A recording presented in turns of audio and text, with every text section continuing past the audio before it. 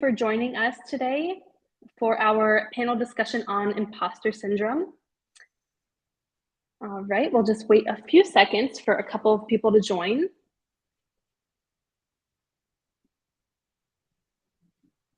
All right. Well, thank you so much for being with us today. We have some amazing panelists who are going to give us some great insight today on imposter syndrome and overcoming it. So before we get started, let me introduce our panelists. First, we have Julian Sato. Julian is the owner of Pivot to Change, LLC, and he's an author, NLP practitioner, and executive coach who has worked with some of the top C-suite influencers and leaders of today. He has become a key contributor within multiple industries focusing on leadership imperatives, employee retention, DEIB, sales, and service perceptions. Combining his wealth of experience in human potential, from being a kickboxer, talent agent in Hollywood, California, to corporate leadership. Julian infuses behavioral science, neuro-linguistic programming, neuroscience, and a host of communication techniques. Julian taps into corporate micro-messaging and mindsets in order to drive the development of world-class business synergy. All right, and moving on to our next panelist, Karin Hurt. Karin Hurt helps human-centered leaders find clarity in uncertainty, drive innovation, and achieve breakthrough results. She's the founder and CEO of Let's Grow Leaders, an international leadership development and training firm known for practical tools and leadership development programs that stick. She's the award-winning author of 4 books, including Courageous Cultures, How to Build Teams of Micro-Innovators, Problem Solvers and Customer Advocates, and Winning Well, a manager's guide to getting results without losing your soul. And she hosts the popular Asking a Friend vlog on LinkedIn. Sorry, Asking for a Friend vlog on LinkedIn. A former Verizon wireless executive, Karin was named to Inc. magazine's list of great leadership speakers. And finally, Dr. Erica Spitali is a licensed clinical psychologist and brings a unique mix of research and practical expertise to her roles. She has over 10 years of experience where she aims to build and scale creative and inclusive people processes and programs that promote equitable opportunities for all.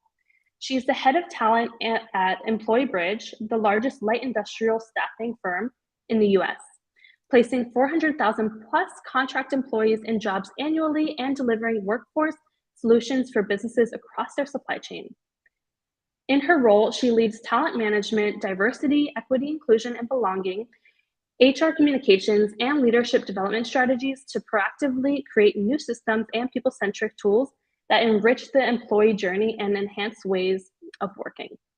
So as you can see, our panelists today they have a lot of experience and they're going to show us a lot today about imposter syndrome and leadership development. And before we get started, here's a bit about Factorial. We're an all-in-one provider of software solutions for people teams. Our software features time and attendance tracking, applicant tracking, performance reviews, and more. We streamline HR processes, giving HR professionals more time to dedicate to what really matters, their employees. And just so everyone knows, this discussion is interactive, so please feel free to add any questions or comments in the chat at any time, and our panelists will get to those after the panel discussion during the Q&A session. So without further ado, let's get started. I want to say hello and welcome all of our panelists. How are you guys today? Great, thank you so much for having us. Thanks for being here. Fantastic, thanks for having me. Yes, Perfect. doing well, thank you.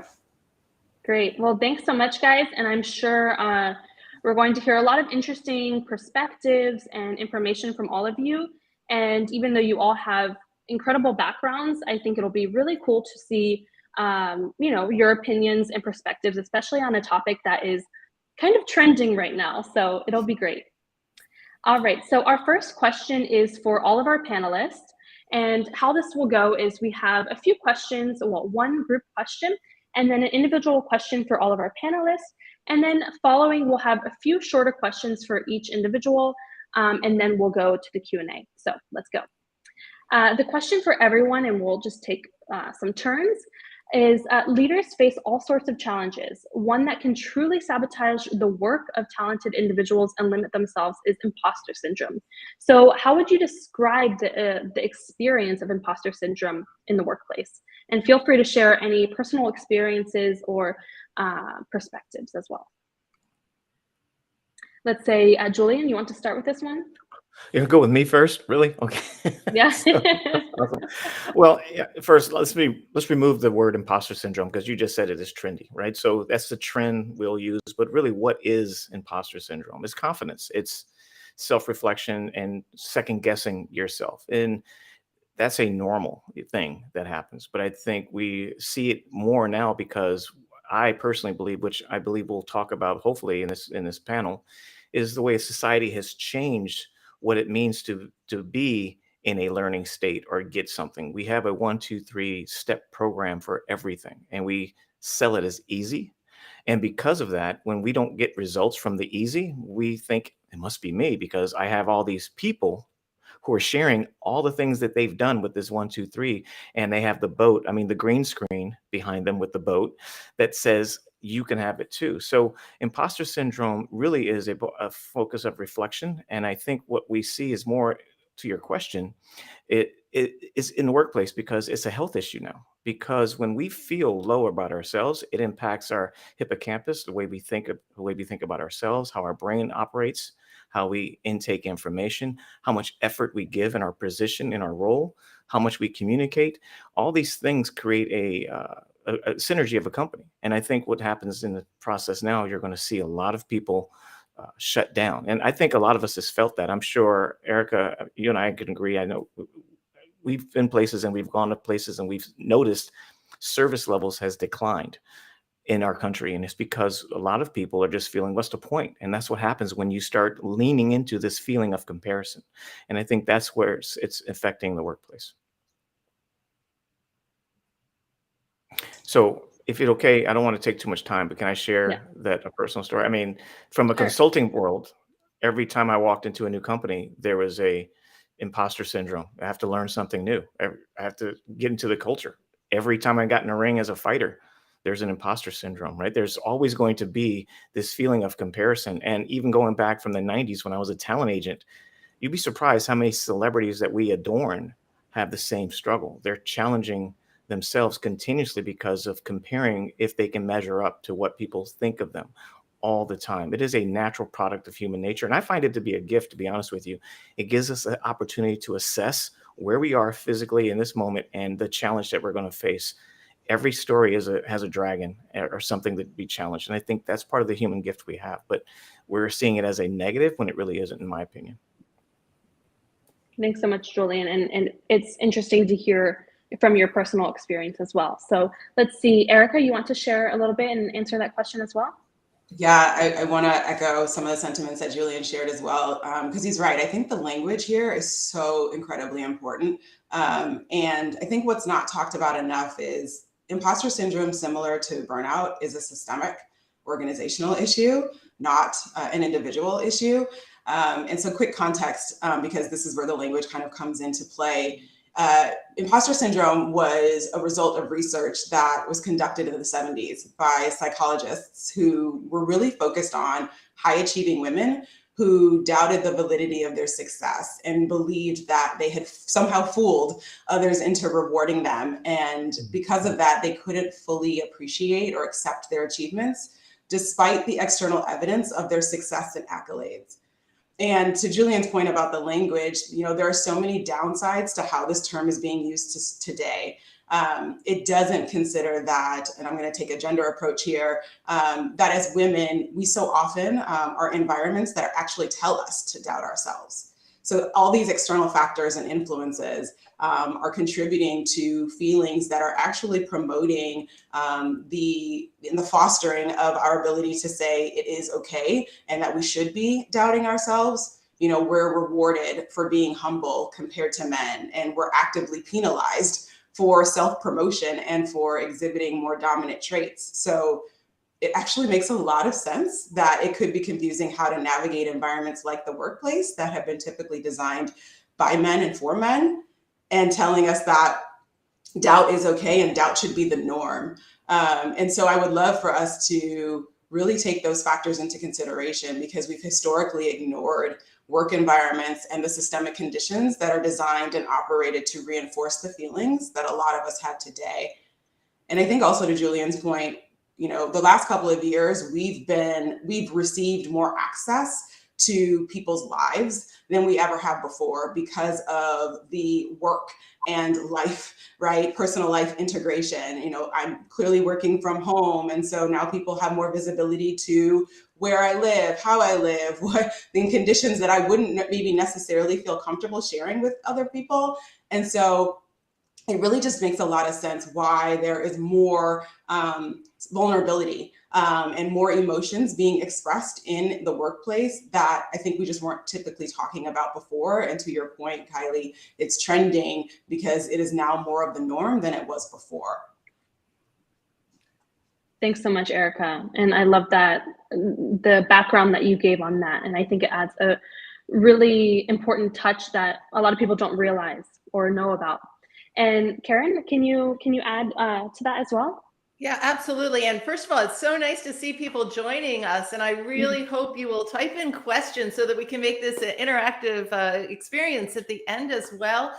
You know, when I think about imposter syndrome, I think about the moment that I really experienced it for the very first time. And I had just been promoted to my very first executive role in human resources. And it was concurrent with a merger at Verizon. So all the players were new. I had all new everything, executive stakeholders to support. Half my team was new. I had a new boss. And I was going through a divorce, and I was navigating a new life and a new role as a single mom.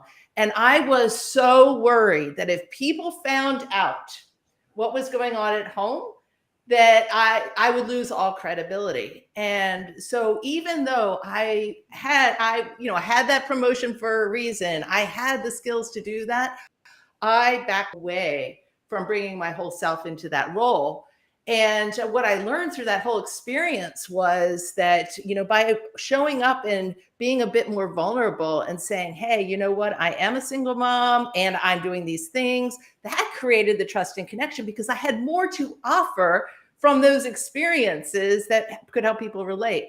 So I think some of the time, you know, when we're feeling insecure about something, if you can say, wait a minute, who am I serving here? Is this about me? Or is this about the strategy? Is this about the team? Is this about the organization? And I find that, you know, if you can help leaders do that, to pull them, that's where the confidence can come from, to say, I am about doing something bigger here. And so I think that's important. The other thing we really think a lot about over here is everyone is on a continuum of confidence and competence. And at any given moment for anything that you're doing, and to have be realistic with yourself and get perspectives of other people about where really are you really those things. You know, for me, I have a lot of confidence and competence around leadership development. I've been doing it for a long time. I've done a lot of research. I feel confident about that. Sometimes with tech, you know, I get into it. I'm going to do a big keynote and the tech isn't working right away. And it's 10 minutes before the keynote's about to start. And I'm like, ooh, I'm not sure I'm confident or confident about this moment right now. We better bring in an expert. And I think having some realistic thinking around that is very helpful as well. Thanks Kylie, so much, can I Karin. add something real quick? Because Karin, that's absolutely spot on. And I love how you started to pivot into the questions we should be asking ourselves and really taking all factors into consideration. And I think, yeah, I mean, the two questions I would ask myself, the first one would be, is it imposter syndrome or is it naturally occurring emotions like a lack of self-confidence or self-doubt coming together, right? And to your point, Karin, is it a normal amount of anxiety or stress associated with work or whatever that new thing is, or is it truly a disbelief around what you've achieved? And I think that second question I would ask is it self-imposed or is it the environment I'm in? And so am I contributing to or exacerbating normal occurring feelings, or is the environment truly telling me that I don't deserve the opportunities or rewards that I've received? So Karin, I love that you started us on that path. Thanks so much, everyone. All right, so actually this first question, now we're going into our questions for everyone individually. And of course, our other panelists are welcome to comment just as Erica did. If you have something to add after, that would be amazing as well. So Karin, at Let's Grow Leaders, you work with human-centered leaders. And I love that's what you say. As humans, we're all unique and we experience things differently.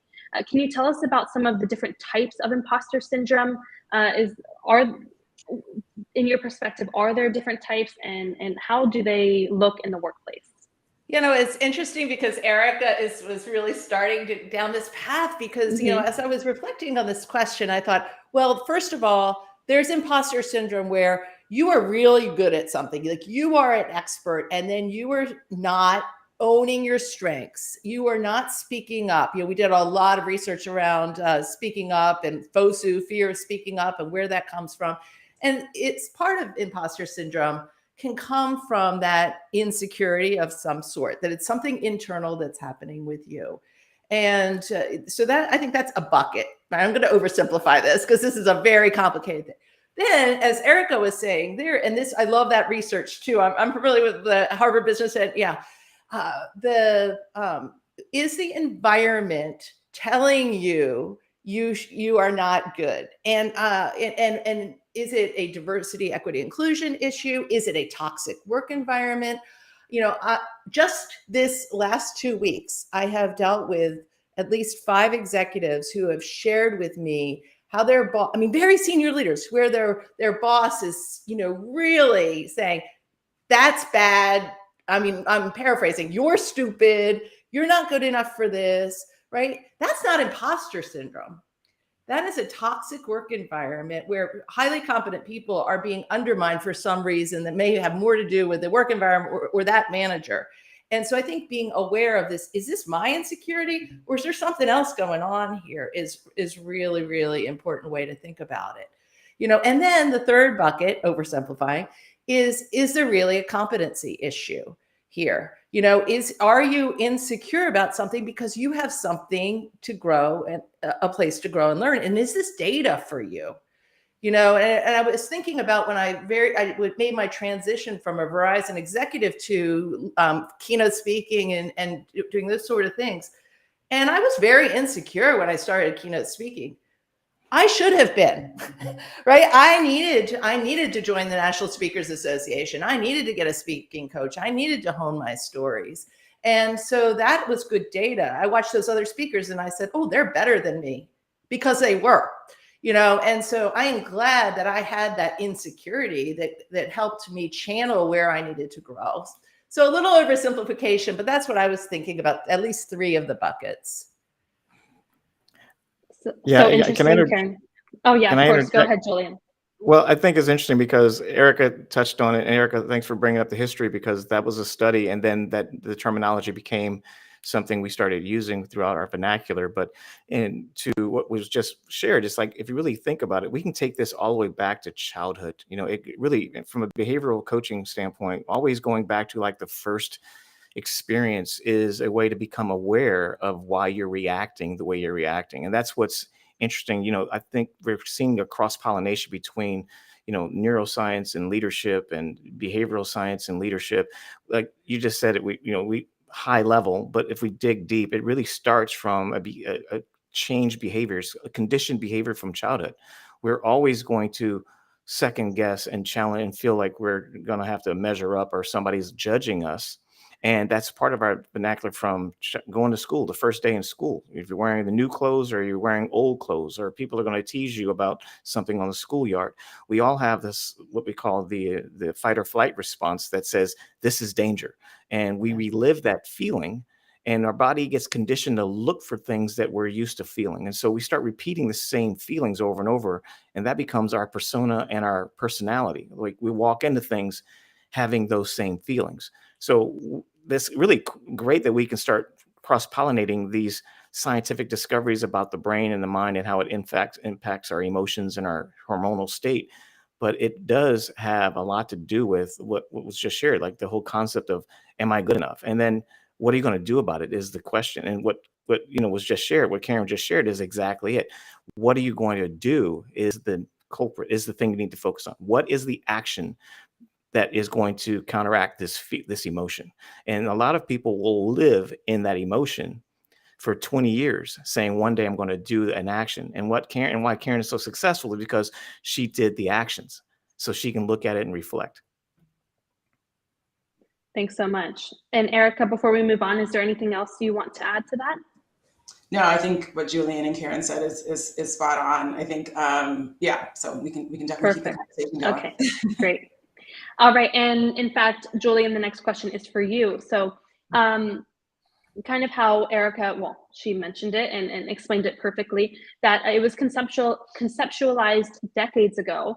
And it's really making that comeback, like we said earlier, kind of a trend that we're seeing.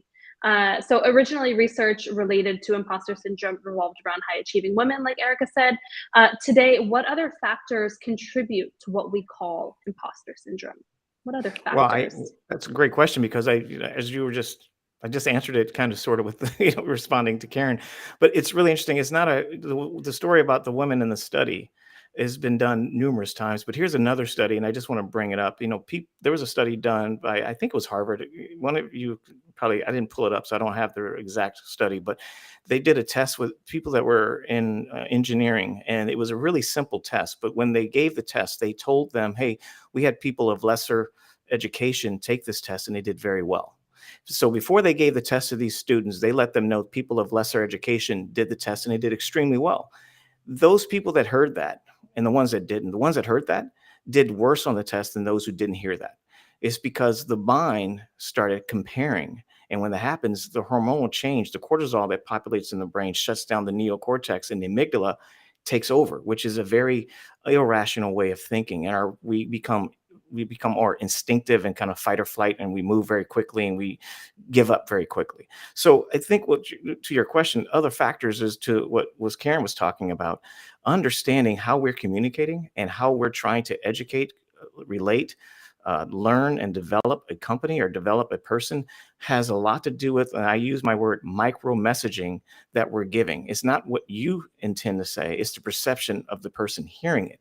And when we have some empathy towards that, and we're very cognizant of that, then we can actually do better at leading.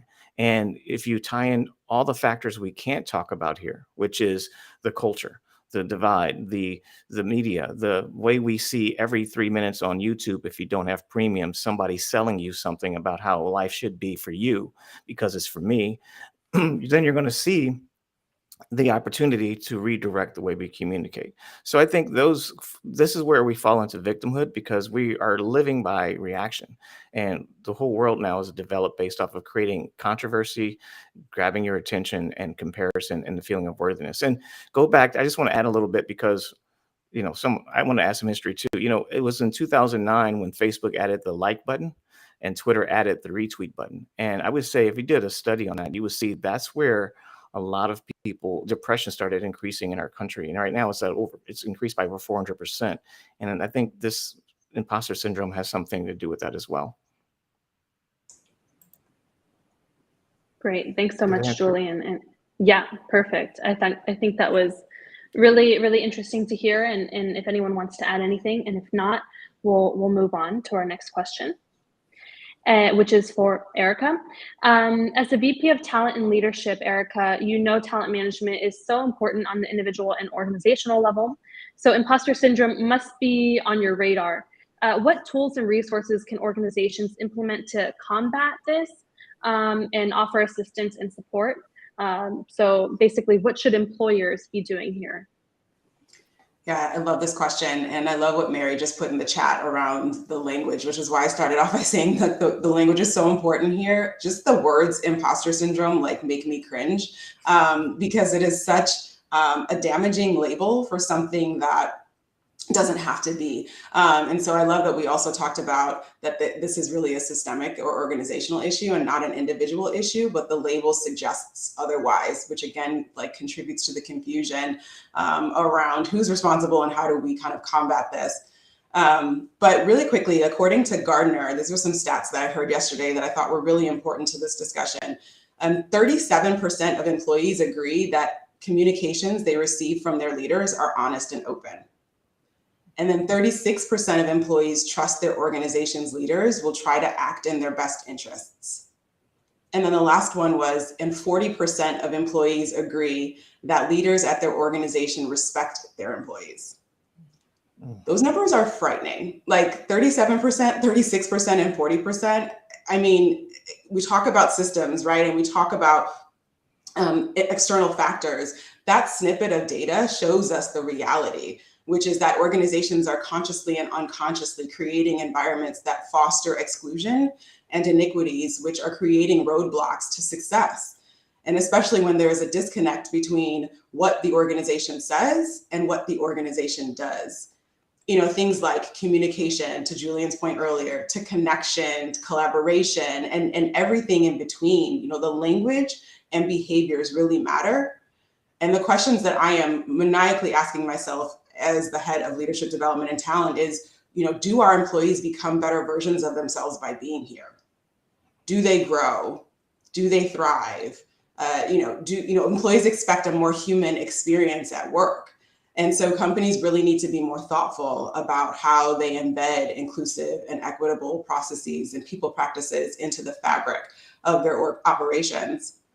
I think specifically when I think about talent management, I'm also asking myself very targeted questions around the entire journey. So what does the interview and hiring experience feel like? What does the entry and onboarding experience feel like? The internal mobility and opportunity experience, the offboarding experience when people decide to move on. Some harder things to measure, which I know we all love to measure things so that we can prove, you know, the things that we're trying to change, but some harder things to measure, but are things that I'm still asking are, what is the listening experience? What is the change management experience? And what's the emotional proximity employees have to the company's mission? One of the things that I mentioned in a conversation I had last week to someone was that at a minimum, you know, companies are really responsible for figuring out how to create a culture that is supportive, psychologically safe, and emotionally inclusive. And those are just table stakes in this world of work that we're in. And so what's always top of mind for me is that we know that employees, when I think about inclusive development as one of kind of our talent management principles at EmployBridge, we know that employees who learn well in an inclusive environment are more open about the skill needs and challenges that they have. And they also feel just a lot more safe taking risks and failing when they're learning. And so we're talking a lot about learning, and we're talking a lot about being new at things. And if we create inclusive development, we really should be asking ourselves, how well does our organization create those learning experiences that we deem so important, that meet the diverse needs of all employees while fostering that psychologically safe environment that we've been talking about so that growth and development can occur. Can I interject on there? I would love to say, because you said something so important. It was a trigger for me. It triggers. I'm all about triggers. But it's interesting. The studies have been shown that, you know, to your point, there's three major things that build a culture in a company. And there's many companies that aren't measuring up to that because they're using legacy ways of developing their strategies. But here's three major points that any company can do. And it's really understanding building trust should be a number one factor, because our culture is now distrusting. They trust people in the trenches with them over the leadership that been said, go get in the trenches. And so that's a cultural shift where we're not looking at people that have made it. We're looking at people that are in our same circle. So building trust is really based off of current perceptions and past perceptions, owning past perceptions, developing a new, and then giving control. People now want to feel like they're in control. So being told to do something, we need to be strategic in how we're creating those lanes. How giving people a sense of control that they're designing their own future is going to be another major factor. And then progress. There's been studies shown that the new Gen Z generation has not developed what they call the mirror neuron in their brain. That mirror neuron is the pathway to empathy and feeling connected to people. Well, a lot of kids I say kids, but they didn't grow up interacting with people like I did, jumping and playing football on concrete. So what they had done is created a false reality without that connection. So being able to empathize is challenging. So there are certain things we can do as leaders that open up that mirror neuron and develop that. And those two factors are very important to that. I just had to bring that up because you brought up the word about trust. Yeah, it's interesting, Erica, how you say you dislike the term imposter syndrome. And that was we were invited to be on this panel, that was my first thing. I'm like, I want to be on the panel, but I don't know what I want to use that word. And, I think part of that is if I tell you, if I'm coaching you and I say, you know what, I think you have imposter syndrome, is that going to improve your confidence? Right? Like, so to me, that label is going to make it worse. And so to me, it's how do you build people's confidence and competence in very practical ways? And when you think about that, in our research for courageous cultures, 40% said they lacked the confidence to share their ideas. And that was at every level of business. Even executives were lacking the confidence to share their ideas. Well, teach people very practical ways to speak up and share their ideas. If you have someone who's showing up in meetings and they're starting with a lot of pre-apologies and saying, this is probably a dumb idea, I don't know if this is going to work in my feeble little mind, teach them to stop that stuff, right? And I think you can break it down and help people get the skills that they need to show up with more confidence. And when you show up with more confidence, people will respond to you as if you are more competent, which will build your confidence. And so breaking that down and giving people opportunities to succeed in small ways, the best way to get more confident is to have some success with the area that you're trying to be more confident in. Yeah, I think I was just going to say, Karin, to that. Yeah, I know as we're like talking through this, I think a lot of times it can come across as if, that's easier said than done. And it absolutely is. Because I think at the end of the day, too, when I think about development, I also think about inclusive networks and inclusive communities. And so I can be taught through development how to do a myriad of things, like be confident, like speak up, like lead a team, like tech, as you mentioned before, which is kind of scary for you.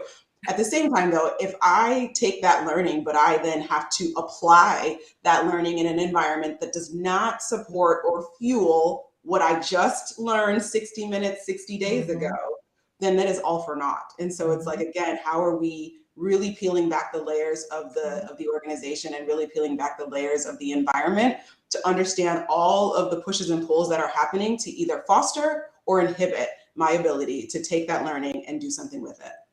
Great. So can I interject something there, because I love that. And I just need to, there's somebody on the chat, Alina, she is talking about the battles imposter syndrome. I found thinking that my daughter is capable of everything has helped me. I think it's important. It's interesting because it goes back to behavioral science. We tell our kids how good something is that they did, but we very rarely recognize the work effort in it. And that is one of those things that if we were to change the narrative every time they brought something to us and said, wow, I can see you really worked hard at this, versus that is just great. Because as soon as they go out into the world and they hear other people are great, comparison right off the bat. Well, am I as great? Because now we're focusing on being great, not the work effort that takes effect. And this has been shown even in the military. The US Army did a study when emotional intelligence became the trend. They did an emotional intelligence study, and they actually implemented it in the US Army boot camp now. So they have a person that went to boot camp because they want to go to college. They've never done a push-up in their life. And you guys, if you have ever been in military, does anybody know anyone that's ever been in boot camp? It's pretty rough, right? They're going to have pushing. They're going to be called names. They're going to get people in their face. They would yell at people all day long saying, give me 10 push-ups, and call them all kind of names. Next day they come out, they're still struggling. They did an emotional intelligence training for the boot camp sergeants, and they actually did some tests where they said, look, you joined the military because you wanted to go to college, right? And you're the first in your family to do so. Yes. Okay. And you've never done push-ups before. Yes. So asking questions creates visuals in a person's head, and they're able to develop their own hero story in their own head. And when he said, hey, I can see you're really working hard at this, they came back and did 3 times as many push-ups the next day. That expedited their expectations going forward. And they realized making people feel bad about what they're trying to accomplish is going to give you less results, but giving people the power to feel good about what their efforts are, that's where companies can really benefit. Rewarding the effort versus the outcome. The effort is what companies should focus on more, because if you focus on the effort, then the outcome takes care of itself. And I think that's a really good study that was done by the US Army. And to this day, they're implemented in several boot camps.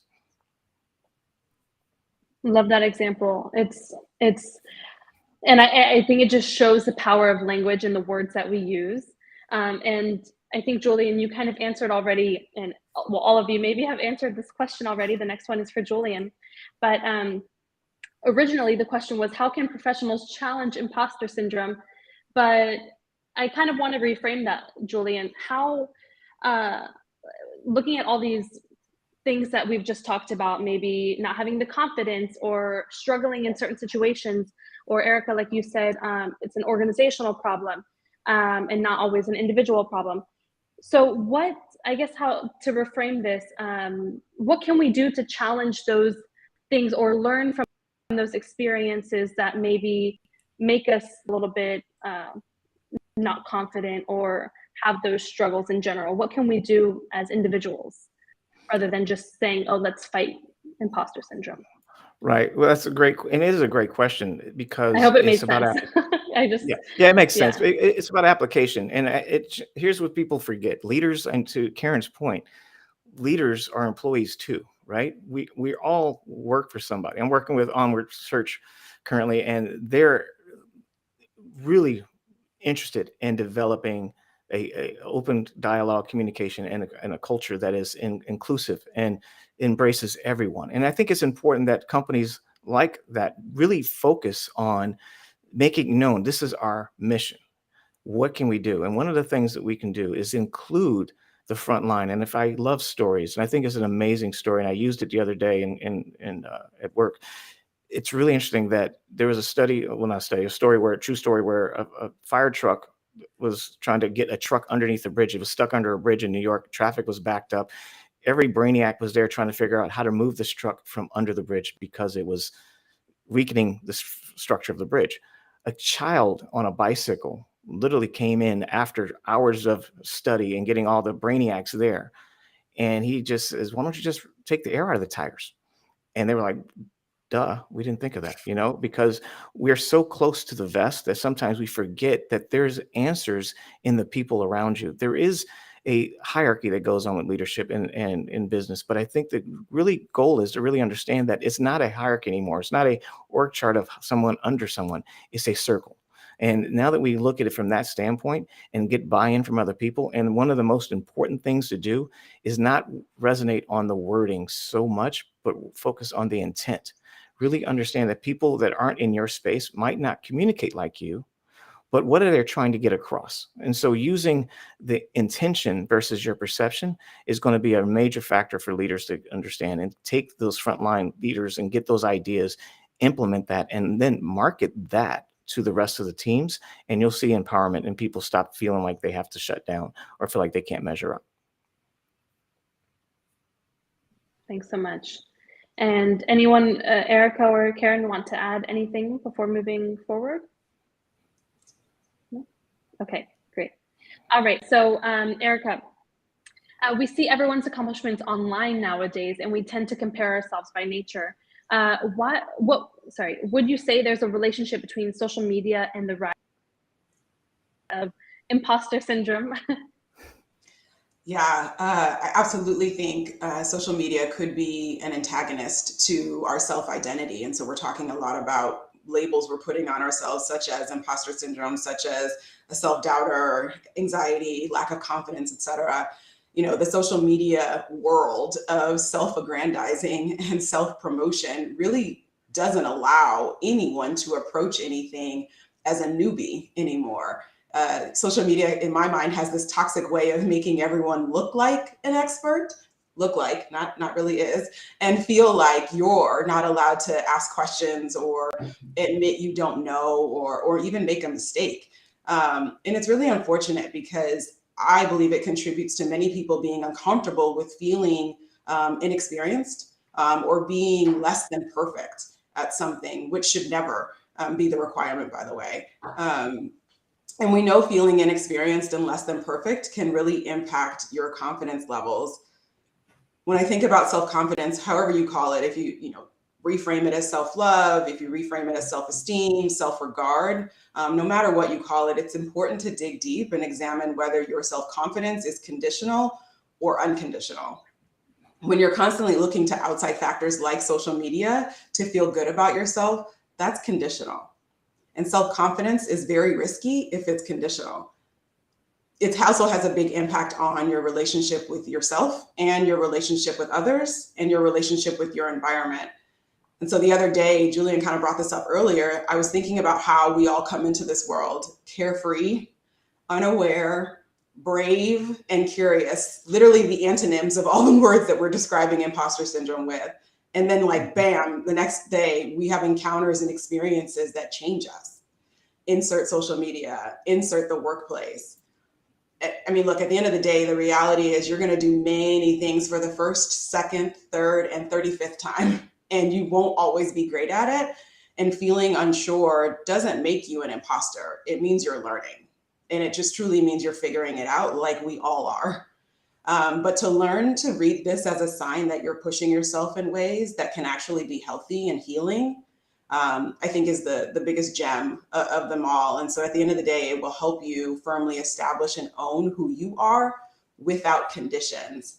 And I really wanted to end on that and kind of piggyback on a comment that I saw in the chat when someone was talking about how they're looking for a job. And so not being impacted by the system within the organization contributing to imposter syndrome, but imposter syndrome feelings trying to get into an organization and applying for jobs and maybe not getting responses and being rejected. I think it's really standing firm and owning who you are without conditions. And so not using lack of response from a company and other people or rejection letters as a condition of how great you are or how accomplished you are, but instead standing firm in who you are and what you know to be true to continue to do what you need to do to be the success that you choose and desire to be. I would echo everything that Erica said. I think that's all spot on. And I would also add, the more that you can build genuine human relationships that are real and be able to have candid conversation where people can give you their realistic perspectives, that can also help. I had a beautiful moment earlier this week. It was facilitating an executive development program, and we were talking about components of trust. And I had people reflecting on their strengths for building trust and their biggest opportunity. And this one, and they were talking in dyads, and this one woman said, "Yeah, this is the part of trust that I really struggle with." And the person next to her is like, "You have got to be kidding me. You are so good at that." And so it was interesting. Well, the reason she had imposter syndrome around that is because she cared about that element so much. And so I think sometimes the things that we're so good at, we want to be good at them. So we're harder on ourselves. I wish I was better because this is so important to me. And this man giving this feedback to this woman was just so powerful, right? Because he said, "I believe in you. I see this. Let me give you 5 examples about how you're already doing that well. Keep doing more of that and you should be great." And so I don't think, that you're not going to get that in a social media exchange, right? That's real human to human vulnerability and trust conversations. Definitely. Thanks, everyone. And the last question before we have a quick group question to finish, Karin, if these feelings, now I don't even want to say imposter syndrome anymore, these feelings are not addressed, what happens? Do people continue their professional career feeling like this? Do we need, or can they grow out of it? What happens if they're not addressed? I 100% believe that people can work on their confidence and their competence. And, so at 100%, it's tragic when I see people say, "Well, I can't do that." And they haven't tried that. And so, giving people very practical tools, helping people understand, as Erica was saying, deal with your toxic courage crushers that are preventing, can't just train people to speak up. Dr. Amy Edmondson wrote the foreword to our book, Courageous Cultures, and she's really the pioneer of psychological safety. And she talks about psychological safety and courage being 2 sides of the same coin. And you need both things. You need leaders creating psychological safety and eliminating the barriers and the systemic barriers that are preventing people from having confidence and speaking up. And you also need to help employees overcome some of the things from their past that are holding them back, the negative experiences that say, I'm never going to do that again, and have the courage. And you got to bring it from both sides. And so that's what I'm hoping. There's so many good comments in the, in the chat here of people wrestling with it on both angles of that. Yeah, there are some really interesting comments that we'll get to. Really great questions as well. And that is what are some resources I think help people with some of the things that we've talked about. So, and I would love to get this to all of the attendees who have signed up to share after the event, but podcast or specific or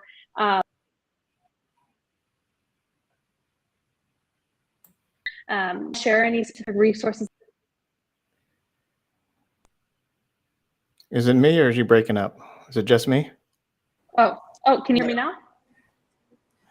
We can. What she's asking for us is to share some specific resources that might be helpful, whether they're books or podcasts or training programs.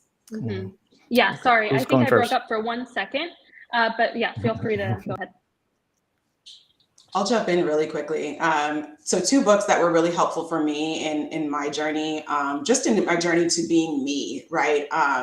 And really actually helped me move from exit my previous employer and move on to bigger and better things, was The Memo by Minda Harts, which is a great book. And it's like a career guide tailored to women of color on how to healthily navigate corporate America.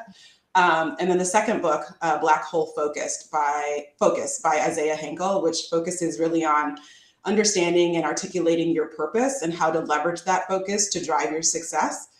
The 2 exercises really quickly from that book that helped me rewrite my story, and like I said, confidently leave my previous employer, were one of the exercises is to identify your new core priorities and not to be afraid to let go of old ones. And he defines core priorities as the center blocks of your life from which all other blocks of your life align. And I thought that was just so powerful. And then the other exercise was to identify at least 12 words and or short phrases that make you come alive inside, words that really trigger an intensely positive emotional response in you. And I was like, whew, talk about mentally and emotionally exhausting, but to dig that deep was so worth it. And I really believe that embracing these feelings of self-doubt can make you a better and more empowered leader. And it certainly did for me, especially if the self-doubt is stemming from opportunities that are meant to develop or elevate you.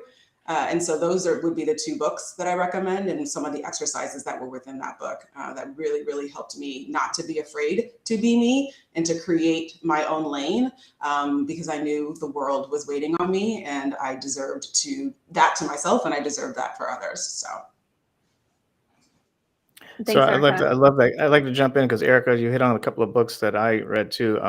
Being African American but looking Hispanic, I really had imposter syndrome growing up, right? So, and then I had to work on myself. And I have a book I wrote that talks about some traumas in my life. So I think reading is really important. And the first thing I would say is, don't live off of taglines and 3-minute videos. Really dig into a book and read it. And I say read it twice, read it frontwards and then read it backwards, like and then start applying. So a couple of books that I really think is important for everyone to read is The Law of Human Nature by Robert Greene.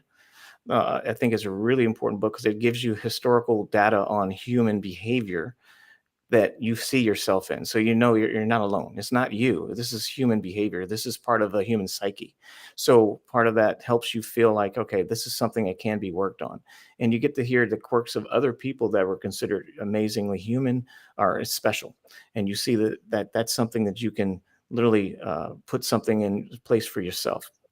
A lot of people love the book Think and Grow Rich, but people don't know that he wrote a book prior to that called The Law of Success in 16 Lessons. And that is the book that he gave to all those Napoleon Hill, all those people that he studied for so many years, and they wouldn't let him publish it because it gave away too many secrets. That is the original manuscript to Think and Grow Rich. And it's the wealth is like going in a time machine, and it's definitely part of the human psyche as well. But one of the best books that people might not know about is the one called Interview with the Devil. that is the story of his life. So you get to know who he is, and you see he's just as human as you and me too. So those books are very powerful. But I have a coaching program that really goes into the behavioral coaching. I can send you also a leadership book on virtual leadership, on how to get that mirror neuron to pop in for the people that you're developing and leading in a business sense. But it really starts with you. It starts with you developing your personal belief systems on you, and realize that once you do something, people mirror exactly what you are. So the goal is to become what you want other people to be, and then things kind of fall into place. Nice. I really like Seth Godin. If you're for confidence, I read his blog every single morning, sometimes before I even get out of the bed. And he talks about ship your art, do your thing, find your voice, don't wait to be picked. And when I was first starting out as an entrepreneur, I really, really found a lot of inspiration from that. And then I would just leave you with a practical tool for speaking up that we teach that might be helpful for folks. And because if you have an idea, so we know 40% are lacking confidence to share their idea. But if you have an idea and you went to your boss and you said, I have an idea that would, and then tell us what it would do. Save us $10,000, increase productivity, tell them why it's important. And then say, this is why this idea is interesting. Meaning this is why it's strategically aligned with where you're headed, with where we, are going. D, this is why this idea is doable. Here's why I think this will work. I've thought this through. E, engaging. Here's who else I think we need to include, or here's who else thinks this is a good idea, or here's who I've already talked to. And then A, actions. Here are a couple of recommended first next steps.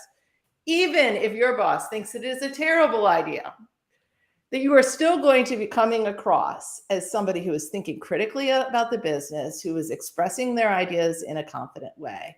So I'll share with you a link where you can get a whole bunch of free resources if that is of interest to folks. But that idea methodology definitely works if you're trying to get somebody's attention.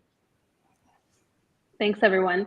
Really good recommendations. And what I'll do is gather some of those recommendations and resources that you all have mentioned and share it with the attendees. So if anyone hasn't signed up on our website, you can sign up and you'll get a recording after this event, so you can and also I'll put together those resources for all of our panelists today, so everyone can have things with the books and the resources and activities as well.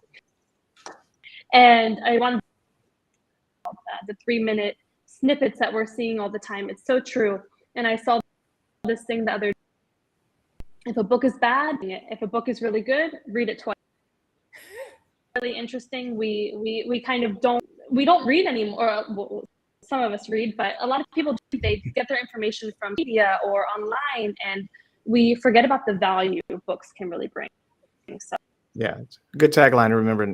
Information is not knowledge. Okay, it's two different things. Right. Definitely. Well, so let's get to some of these questions. We had so much to talk about, so we are running short on time. So we'll just do as many questions as we can before the hour is up, and try to get to those as best as we can. So let's see.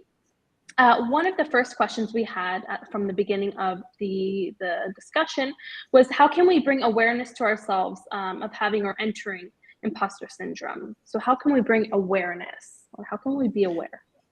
I would love to launch pad that, because I'm going to let everyone else say it. But here's the thing. First of all, give yourself grace for your thoughts. I think a lot of us we get so upset that we did something or think something.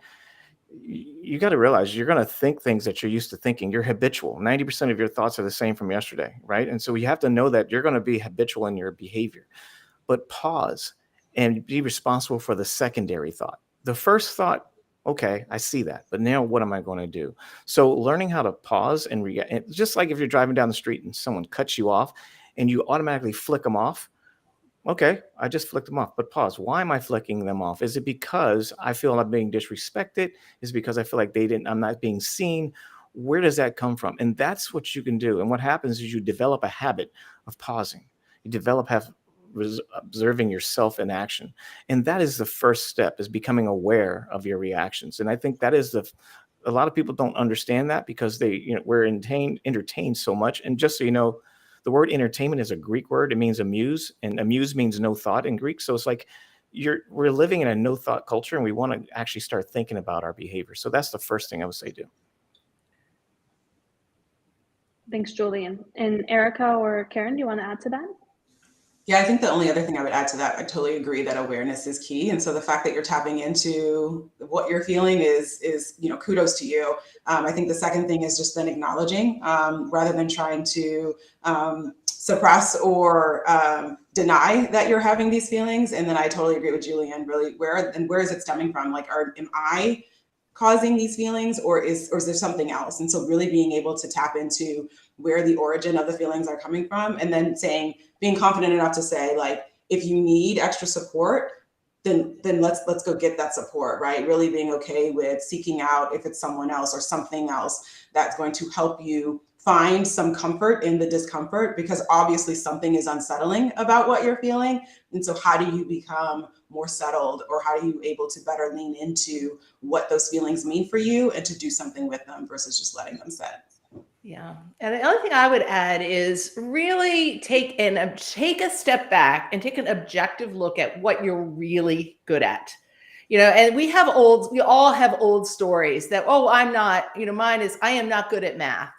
And, because I didn't get the perfect score in math on the SATs, I'm holding that back from 30 years ago. Right. And, my husband, who is also my business partner and co-author, he's like, Karin, you can look at any spreadsheet and go, that's wrong, that's wrong, that's wrong. Like, he's like, you're good at math. Like, your brain can figure out trends and this stuff. So just because you can't remember the formula to a differential equation doesn't mean you're just going to have to let that one go.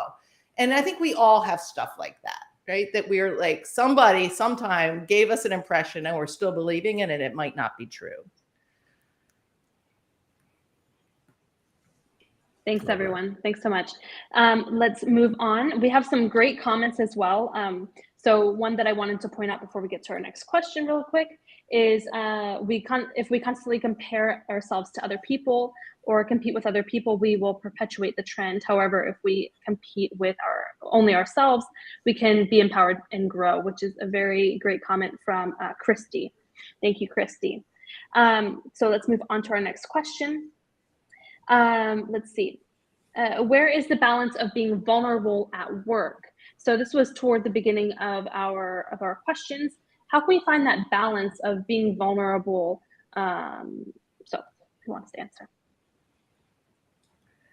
We talk about landing in the and of confidence and humility, and having real clarity and showing up curious, and vulnerability plays into that. You can be way too vulnerable. Going in, showing all your feels, over disclosing all kinds of information, that can be a lot for people. But being able to say, how do I, in any moment, show up with confidence and also humility and curiosity to be very genuinely interested in other people? How do I show up as an interesting expert and an interested connector? I think that's where, are you landing, and are you real? Is it not just about you, but are you sharing enough of you so people can connect at a human level? Most of the trust research says if people don't see you as a human being, there are going to be some trust issues there. So people need to see enough of you and know that you're real. And, the executives who just tell stories about how great they are, nobody trusts them. But an executive that says, you know what, I really screwed this up. Let me tell you about how I learned this the hard way. That level of vulnerability does bring trust. I love that. And, Karin hit it on the head, but being an observer, not just a reactor, right? Really observe your audience. And, if you go to church, you're going to dress a certain way and you're going to have a certain persona. If you go to work, there's a certain persona. And just because you pick up a persona, you have to, to your point, Karin, you have to step back and observe your audience. And if you want to be someone who opens up, be able to let others open up to you first. Remember, it goes back to mirroring. So be exactly what you want others to be. That is the hardest thing, because we're so used to, again, going back to the culture narrative, we're so used to saying, go get it, go get it. But, if you go get in the wrong audience, you're going to come off a different type of person. So you want to make sure you are that open person for others before you just start, regurgitating all your openness to someone else. So be exactly what you want others to be. And then you'll find those allies. You'll find those people that are like-minded or on the same path. Great, thanks everyone. And unfortunately, we're running really short on time, and I know we have some more questions. So up to our panelists, if you want to continue answering a couple of questions, or we can also have some of the attendees reach out, whatever you prefer. So I want to hit something. I see one from Mark. He was talking about the race impact, the research around this topic, specifically if you're a member of a demographic that is in the last hired and the first fired, does that make a person for justified in believing that they have less room to try? That is one of the things. I have an inner circle meeting, and we meet 6 a.m, people from all over the world. It's amazing, multi-billionaires to frontline employees. And we talk about so many things. It's amazing. And if anybody's interested, let me know. But here's the thing. And I say this to Mark, people might disagree, but here's the thing. If you go in with thinking of that, then that is the energy that is portrayed. Even if you if you think you're not. This study shows that people pick up what we call frequencies in the neuroscience world, but the energy of thought is a tone in the environment. So wiping yourself clean of previous experiences and just being in that presence with that person and looking at them with no ill intent or even a thought of what they think of you is going to be the best way to be able to stand out and be exactly what you want them to see. When you go in thinking people are judging me, when you go in thinking people are looking at me this way, or they're not going to give me before I even ask, what you're doing is you're creating a tone around your presence, and that becomes your persona. And people aren't going to tell you they're picking it up, but they feel it. Just like a song. You have a sad song, you start feeling sad. You have a happy song, you start feeling happy. People pick up that energy. So the goal is to be exactly what you want them to be.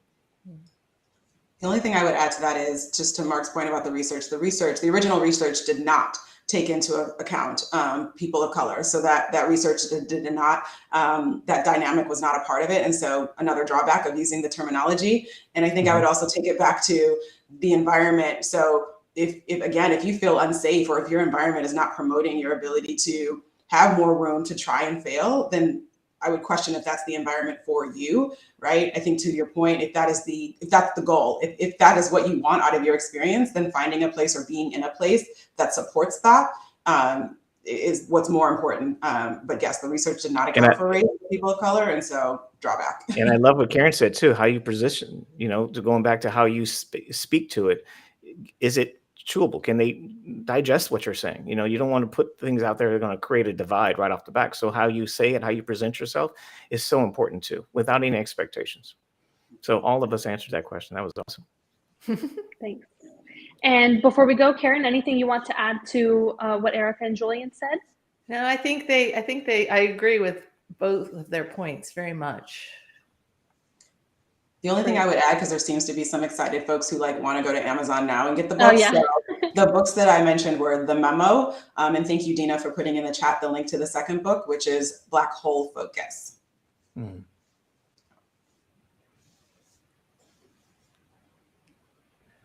You might be muted, Kylie. Sorry, I was just saying, I just put it in the chat just so the two books that you mentioned, The Memo and Black Hole Focus, just in case anyone missed that. Well, great. Thank you all so much for being here with Factorial today. It was great to hear your perspective and kind of break down the trend and really look into it and see what we're experiencing and what people are experiencing as well. So thank you so much for being here today. And thanks everyone for attending. Thank you for having us. It was our pleasure. Yeah. Thanks everyone. A lot of fun.